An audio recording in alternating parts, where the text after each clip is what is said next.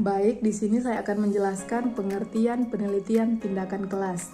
Penelitian tindakan kelas adalah penelitian yang dilakukan di dalam kelas untuk meningkatkan kualitas belajar mengajar agar mencapai hasil yang lebih baik dari sebelumnya. Penelitian tindakan kelas dapat dijadikan sarana bagi guru dalam meningkatkan kualitas pembelajaran secara efektif. Penelitian tindakan kelas juga merupakan kebutuhan bagi guru dalam meningkatkan profesionalitasnya sebagai guru. Penelitian tindakan kelas membutuhkan banyak waktu karena kegiatan harus dilakukan dengan variabel-variabel yang dirancang untuk menghasilkan hasil yang diinginkan. Artinya, studi semacam itu tidak bisa diselesaikan hanya dalam 1 atau 2 hari. Hasil penelitian tindakan kelas dapat dipublikasikan dalam jurnal ilmiah sebagai bagian dari pengembangan keprofesian berkelanjutan. Selain pengertian secara umum, ada beberapa pengertian menurut para ahli. Yang pertama, menurut Akib 2011, penelitian tindakan kelas adalah penelitian yang dilakukan guru di kelasnya melalui refleksi diri dengan tujuan untuk meningkatkan keefektivitannya agar hasil belajar siswa meningkat.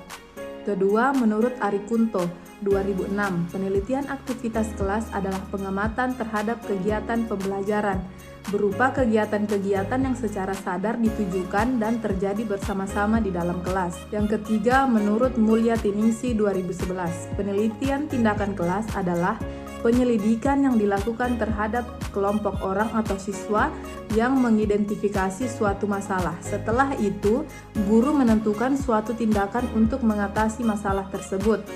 Yang terakhir, menurut Supardi 2006, penelitian tindakan kelas adalah penelitian yang dapat menawarkan cara dan cara kerja baru untuk memperbaiki dan meningkatkan profesionalisme guru dalam proses pembelajaran di kelas dengan melihat kondisi siswa. Jadi, dapat disimpulkan bahwa penelitian tindakan kelas merupakan penelitian reflektif. Tindakan yang dilakukan dalam penelitian ini didasarkan pada kehidupan sehari-hari siswa, yang kemudian mendapatkan perlakuan tertentu untuk hasil yang lebih baik dari sebelumnya. Baik, di sini saya akan menjelaskan tentang faktor penyebab timbulnya masalah saat melakukan kegiatan penelitian tindakan kelas. Ada beberapa kendala atau penyebab timbulnya setiap masalah saat melakukan kegiatan penelitian tindakan kelas, yaitu menurut Anggraini pada tahun 2014, kesulitan-kesulitan yang dialami guru untuk melakukan penelitian tindakan kelas atau PTK adalah yang pertama adanya persepsi sibuk. Penelitian tindakan kelas dapat membebani tugas seorang guru, memerlukan banyak waktu dan biaya. Yang kedua, minimnya pengalaman guru dalam melakukan penelitian. Yang ketiga, belum memiliki pemahaman yang baik mengenai penelitian tindakan kelas, sehingga permasalahan yang dihadapi di kelas, guru tidak mampu mendeskripsikan dalam bentuk tulisan untuk dilakukan penelitian guna memperoleh solusinya. Implikasi lebih lanjut dari kurangnya pemahaman guru adalah terhambatnya proses kenaikan pangkat karena kurangnya komponen penelitian yang dilakukan. Yang keempat, adanya pemahaman yang kurang mengenai profesi yang digeluti, utama yang berhubungan dengan PKB yang menunjang angka kredit guru. Yang kelima, adanya budaya kurang membaca. Guru mengalami kesulitan mencari sumber teori karena metode yang diterapkan relatif baru bagi guru. Guru tidak dapat mengakses internet dengan baik, mengalami kesulitan mencari sumber yang valid di antara sumber-sumber internet yang diduga hanya yang tidak valid karena faktor copy-paste. Tidak tersedianya buku-buku terkait PTK, metode pembelajaran, media, dan teori belajar di sekolah. Guru mengalami kesulitan besar dalam merangkai sumber yang menjadi kajian teori. Guru mengalami kendala berarti dalam membuat kutipan yang benar. Hal ini menjadi penyebab timbulnya plagiarisme tanpa disadari. Baik, kita lanjut membahas mengenai kendala-kendala yang dialami oleh guru dalam melaksanakan penelitian tindakan kelas. Di antaranya yaitu sebagai berikut. Yang pertama adalah faktor waktu. Dalam penyusunan penelitian tindakan kelas, terkadang memerlukan waktu yang begitu lama, sementara guru memiliki banyak tugas lain yang harus diselesaikan. Kemudian, faktor yang kedua adalah kesulitan dalam menentukan masalah. Guru sering kurang peka dalam mengidentifikasi permasalahan pembelajaran di kelasnya. Kemudian, faktor yang ketiga adalah kurang terampil dalam menulis laporan. Perbedaan sistematika laporan sering menjadi kendala dalam menyusun hasil penelitian dengan baik. Faktor yang keempat adalah keterbatasan referensi. Sulitnya mengakses buku, jurnal, atau penelitian terdahulu menjadi hambatan dalam mendukung penelitian. Faktor yang kelima adalah kebuntuan ide. Guru kerap mengalami kesulitan dalam menemukan solusi inovatif untuk menyelesaikan permasalahan pembelajaran. Faktor yang keenam adalah kurangnya sarana dan prasarana seperti alat peraga. Nah, keterbatasan sarana dan prasarana seperti alat peraga dan juga fasilitas pendukung membuat pelaksanaan penelitian tindakan kelas menjadi kurang optimal. Adapun solusi dari kendala-kendala tersebut diantaranya, yang pertama adalah dari faktor waktu. Solusinya yaitu adalah guru harus bisa memanajemen waktu untuk melaksanakan penelitian tindakan kelas. Caranya yaitu bisa dengan membuat jadwal yang realistis dan bertahap dalam penyusunan penelitian tindakan kelas, kemudian memanfaatkan waktu di luar jam mengajar atau libur sekolah untuk menulis secara bertahap, dan juga bisa berkolaborasi dengan rekan guru untuk berbagi tugas dan mempercepat proses penelitian. Kemudian untuk kendala yang kedua yaitu perbedaan sistematika penulisan laporan di mana guru kurang terampil dalam menyajikan laporan penelitian. Solusinya adalah guru harus mengikuti pola penulisan laporan penelitian tindakan kelas. Caranya yaitu dengan mempelajari format standar laporan penelitian tindakan kelas yang berlaku, kemudian bisa mengikuti pelatihan atau workshop tentang penulisan penelitian tindakan kelas, dan juga bisa dengan menganalisis contoh-contoh laporan penelitian tindakan kelas yang sudah ada sebagai referensi. Untuk kendala yang ketiga yaitu keterbatasan referensi, solusinya adalah guru tidak perlu untuk membeli buku atau referensi, tetapi bisa mencari referensi melalui rekan sejawat yang sudah memiliki pengalaman dalam hal penulisan penelitian tindakan kelas, kemudian bisa juga mencari sumber dari internet, jurnal pendidikan, atau perpustakaan digital. Untuk kendala yang keempat yaitu mengalami kebuntuan ide dalam alternatif penyelesaian masalah, solusinya adalah guru harus memperluas wawasan, baik itu melalui membaca maupun mencari tahu mengenai alternatif solusi berupa model-model pembelajaran, strategi mengajar, dan lain-lain. Kemudian bisa mencari inspirasi dari berbagai jurnal atau penelitian sejenis yang sudah dilakukan, serta bisa melakukan diskusi dengan guru lain atau pakar pendidikan. Kemudian untuk kendala yang kelima yaitu kesulitan dalam menentukan masalah, solusinya tidak lain adalah guru harus lebih peka terhadap proses belajar mengajar. Guru juga harus menciptakan cara mengajar yang lebih bervariasi, kemudian melakukan refleksi terhadap pembelajaran yang telah berlangsung, menggunakan jurnal harian atau catatan observasi untuk mengidentifikasi masalah, kemudian juga diskusi dengan sesama guru atau mengikuti forum guru untuk berbagi permasalahan. Kemudian untuk kendala yang keenam yaitu kurang tersedianya sarana dan prasarana, solusinya yaitu adalah pihak sekolah perlu menyediakan sarana dan prasarana yang diperlukan oleh guru dalam proses belajar mengajar. Kemudian guru juga bisa menggunakan alat peraga yang sederhana yang tersedia di lingkungan sekitar, serta bisa memanfaatkan teknologi digital atau media online sebagai alternatif alat bantu. Adapun data yang diperoleh mengenai kendala yang dihadapi guru dalam melaksanakan penelitian tindakan kelas, di mana kendala yang dihadapi oleh guru sebagian besar berasal dari dalam diri guru, seperti belum berminat, belum menemukan ide, belum memahami penelitian tindakan kelas, dan lain-lain.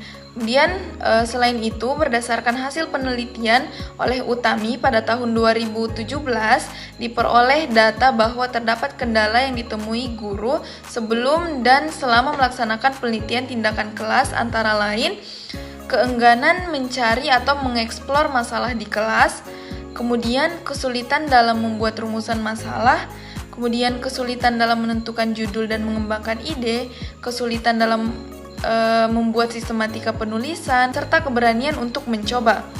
Untuk itu, perlu difasilitasi agar kendala tersebut dapat diatasi.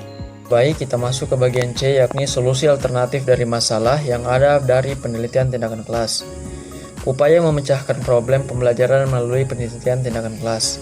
Dalam penelitian tindakan kelas, karakteristik pentingnya terletak pada fokus pada problema sehari-hari yang dihadapi oleh guru di kelas.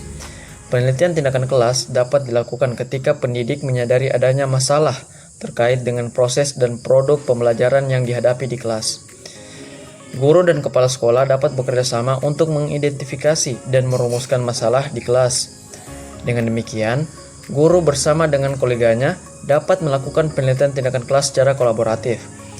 Dalam konteks kolaboratif, kesadaran akan kemungkinan munculnya banyak masalah selama proses belajar mengajar akan terbuka. Jika seorang guru bersedia melakukan penelitian tindakan kelas secara kolaboratif dengan guru lain, ini dapat memberikan banyak manfaat dalam meningkatkan karir mereka.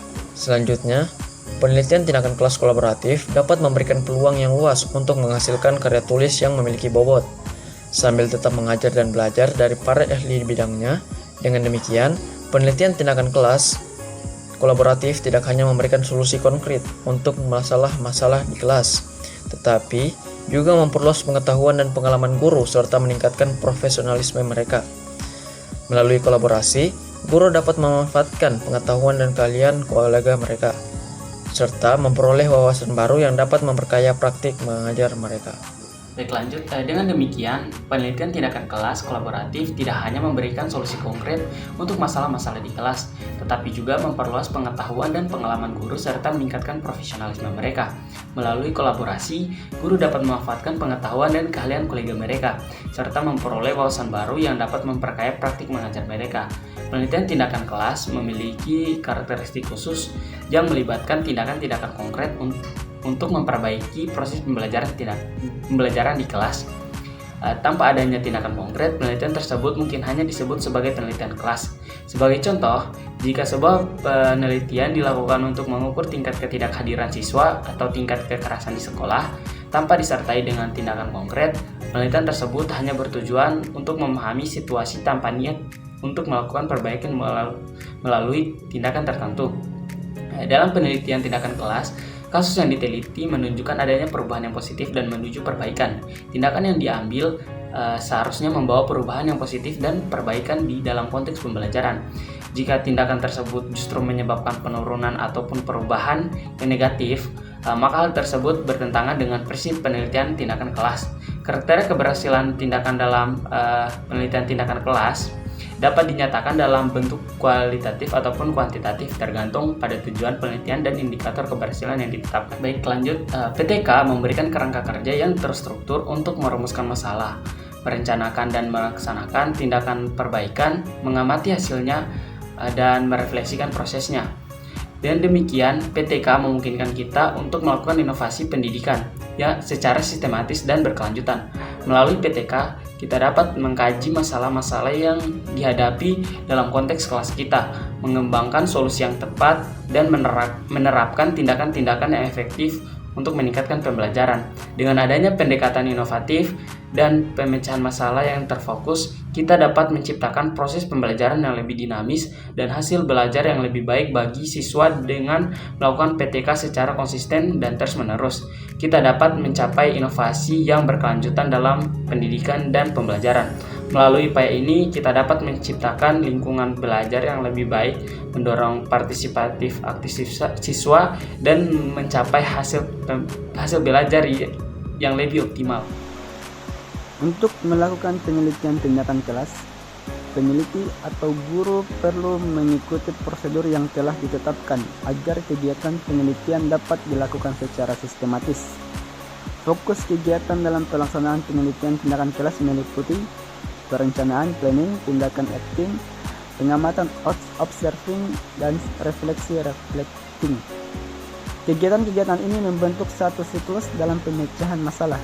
Jika satu siklus telah dilaksanakan namun belum menunjukkan adanya perbaikan atau peningkatan mutu, maka dilanjutkan ke siklus kedua dan seterusnya hingga masalah yang diteliti berhasil dipecahkan. Mufidah 2020.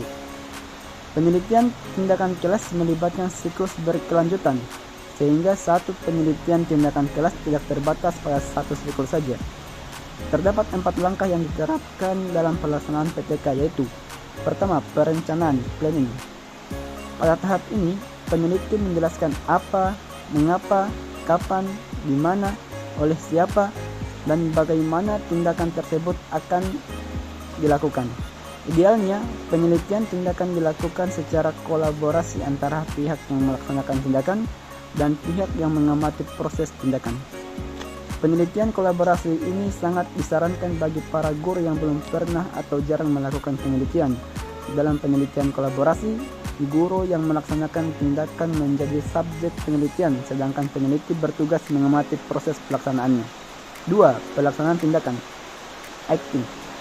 Tahap ini merupakan implementasi atau penyerapan rencana tindakan di kelas. Guru pelaksana harus mematuhi rencana yang telah dirumuskan, tetapi tetap harus bertindak secara wajar dan tidak dibuat-buat. 3. Pengamatan, observing. Tahap ini melibatkan kegiatan pengamatan dilakukan oleh pengamat.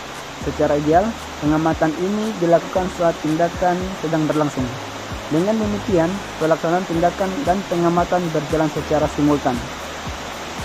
4. Reflecting.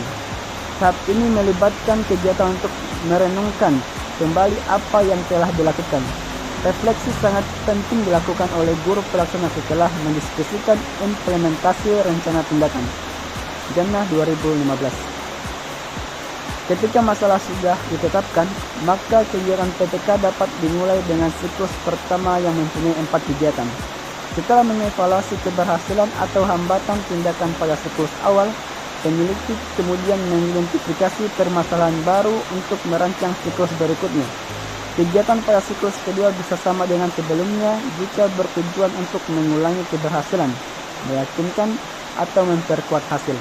Namun, umumnya kegiatan dalam siklus kedua mencakup perbaikan tambahan dari tindakan sebelumnya untuk mengatasi hambatan atau kesulitan yang ditemui sebelumnya. Saya akan bahas mengenai cara merumuskan masalah dan tujuan PTK dari masalah yang timbul dan dari solusi yang didapatkan. Yang pertama itu mengenai rumusan masalah, yang dimana rumusan masalah merupakan kelanjutan dari latar belakang masalah dari sebuah penelitian. Sukajati menegaskan rumusan masalah seharusnya mengandung deskripsi tentang kenyataan yang ada dan keadaan yang diinginkan. Sedangkan menurut Suyanto dan Sukaryana, dalam merumuskan masalah PTK ada beberapa petunjuk yang digunakan sebagai acuan. Yang pertama, masalah hendaknya dirumuskan secara jelas dalam arti tidak mempunyai makna ganda dan pada umumnya dapat dituangkan dalam kalimat tanya. Kemudian yang kedua, rumusan masalah hendaknya menunjukkan jenis tindakan yang akan dilakukan dan hubungannya dengan variabel lain. Kemudian yang terakhir, rumusan masalah hendaknya dapat diuji secara empirik, artinya dengan rumusan masalah itu memungkinkan dikumpulkannya data untuk menjawab pertanyaan tersebut. Selain itu, Wardani mengingatkan bahwa rumusan masalah harus dirumuskan secara operasional sehingga perbaikan pembelajaran saat PTK dilaksanakan dapat terarah. Dalam menuliskan rumusan masalah PTK, rumusan hasil yang diharapkan telah mengemukakan hasil yang diharapkan bagi siswa dan praktisi yang dimuat dalam kalimat tanya. Kata tanya yang digunakan untuk membuat rumusan masalah PTK adalah kata tanya apakah dan kata tanya bagaimana. Rumusan masalah yang dituliskan harus menunjukkan adanya tindakan yang dilakukan dan hubungannya dengan variabel lain yang menjadi sasaran perbaikan. Kemudian ada beberapa contoh rumusan masalah. Yang pertama, apakah penerapan pembelajaran kooperatif tipe Tintal Wright atau TTW dapat meningkatkan kemampuan komunikasi matematik siswa kelas 11 IPA SMA Katolik ST? Kemudian yang kedua, bagaimana cara membuat penjelasan lebih mudah dipahami, mengaktifkan siswa dan menggunakan alat peraga sehingga mampu meningkatkan prestasi siswa dalam IPS. Pada contoh pertama, tindakan yang dilakukan adalah penerapan pembelajaran kooperatif tipe Tintal Wright atau TTW, sedangkan variabel lain adalah kemampuan komunikasi matematis. Jawaban dari rumusan masalah ini cenderung merujuk pada jawaban ya atau tidak, sedangkan berbeda pada contoh yang kedua yang jawabannya merujuk pada bentuk penjelasan terhadap fokus penelitian yang dilaksanakan. Kemudian pada contoh yang kedua, tindakan yang dilakukan ada beberapa poin. Yang pertama, cara membuat penjelasan lebih mudah dipahami. Kemudian yang kedua, mengaktifkan siswa. Dan yang ketiga, menggunakan alat peraga, sedangkan variabel lain adalah prestasi siswa dalam IPS. Sini saya akan melanjutkan materi terakhir, yaitu tujuan PTK. Dalam pelaksanaannya, penelitian tindakan kelas atau PTK diawali dengan kesadaran akan adanya permasalahan yang dirasakan mengganggu, yang dianggap menghalangi pencapaian tujuan pendidikan sehingga ditengarai telah berdampak kurang baik terhadap proses dan atau hasil belajar peserta didik, atau implementasi sesuatu program sekolah.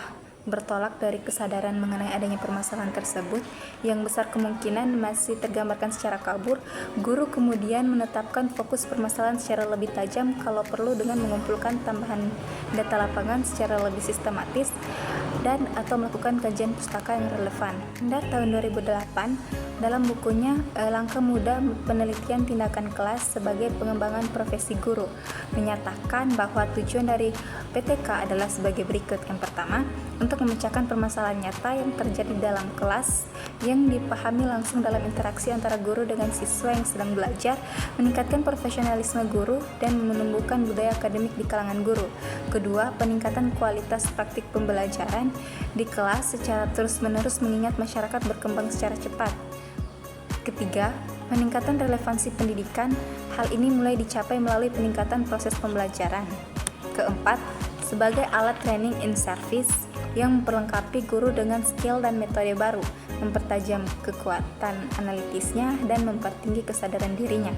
Kelima, sebagai alat untuk lebih inovatif terhadap pembelajaran. Selanjutnya, keenam, peningkatan mutu hasil pendidikan melalui perbaikan praktik pembelajaran di kelas dengan mengembangkan berbagai jenis keterampilan dan meningkatkan motivasi belajar siswa.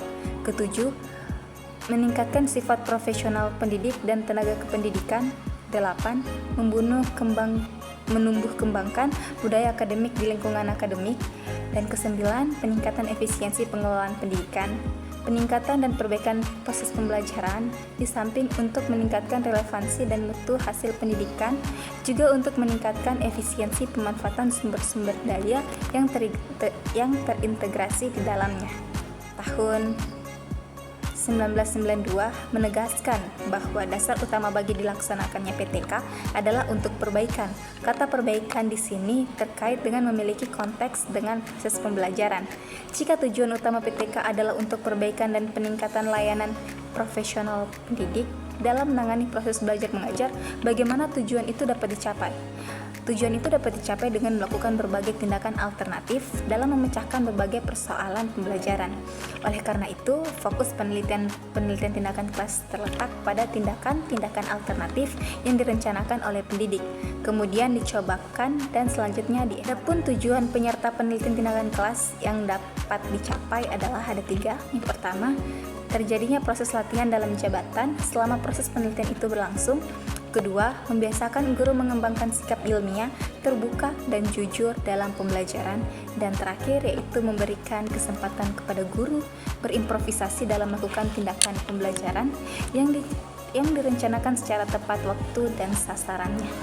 Mulyasa, tahun 2009. Baik, terima kasih atas kesempatannya. Di sini saya akan melanjutkan materi kami terkait dengan kesimpulan, di mana setelah selesai apa yang telah dibahas dari tema kelompok saya, ini dapat disimpulkan bahwa faktor penyebab timbulnya setiap masalah saat melakukan kegiatan penelitian tindakan kelas adalah adanya persepsi sibuk, kedua yaitu minimnya pengalaman guru dalam melakukan penelitian, ketiga belum memiliki pemahaman yang baik mengenai penelitian tindakan kelas, kemudian yang keempat adanya pemahaman yang kurang mengenai proses yang digeluti, utamanya berhubungan dengan PKB yang menunjang angka kredit guru, kemudian kelima yaitu adanya budaya yang kurang membaca. Untuk melakukan penelitian tindakan kelas, ditetapkan agar kegiatan penelitian dapat dilakukan secara sistematis. Fokus kegiatan dalam pelaksanaan penelitian tindakan kelas meliputi perencanaan, tindakan, pengamatan, dan refleksi. Kegiatan-kegiatan ini membentuk satu siklus dalam pemecahan masalah. Jika satu siklus telah dilaksanakan namun belum menunjukkan adanya perbaikan atau peningkatan mutu, maka dilanjutkan ke siklus kedua dan seterusnya, hingga masalah yang teliti berhasil dipecahkan. Sementara terkait dengan sarannya, yaitu berdasarkan hasil penelitian dan pembahasan, disarankan agar guru melakukan solusi alternatif yang telah diuraikan untuk mengatasi permasalahan pembelajaran di kelas, terus berinovasi dalam metode pengajaran, meningkatkan motivasi belajar siswa. Kemudian siswa diharapkan lebih aktif berpartisipasi dalam proses belajar, sementara pihak sekolah diharapkan mendukung melalui penyediaan fasilitas dan pelatihan yang relevan. Penulis berharap pesan utama ini dapat memberikan wawasan yang berharga dan mendorong inisiatif serupa di masa yang akan mendatang.